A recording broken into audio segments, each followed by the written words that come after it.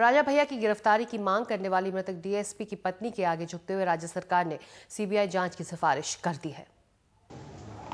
मुझे पता है कि राजा भैया की मर्जी से ही वहाँ हर काम होता है। उनकी मर्जी से ही हर जगह उन्हीं की मर्जी चलती है और जितने भी प्रेशर आते हैं उन्हीं की वजह से आते हैं। और सीओ जिया-उल हक की पत्नी परवीन को इस बात का इत्मीनान है कि सीबीआई इस मामले की अब जांच करेगी।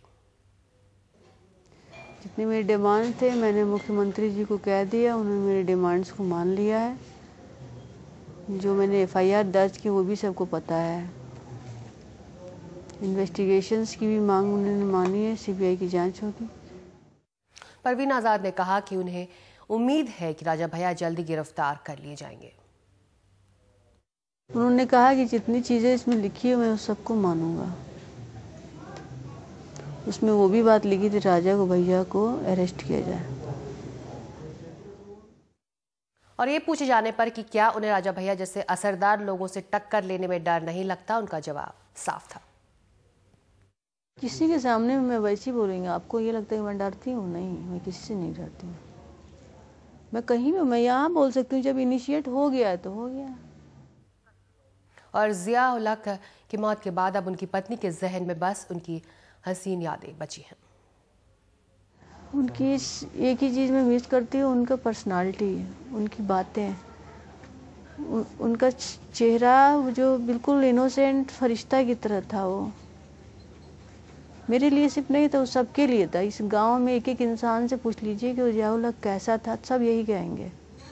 मैं तो बस 1 साल 13 महीने से मैं उनके साथ हूँ और मेरे लिए एक वो इंडिविजुअल, एक ऐसे इंसान थे जितना अच्छा होने के बावजूद भी उसके साथ इतना बुरा हुआ।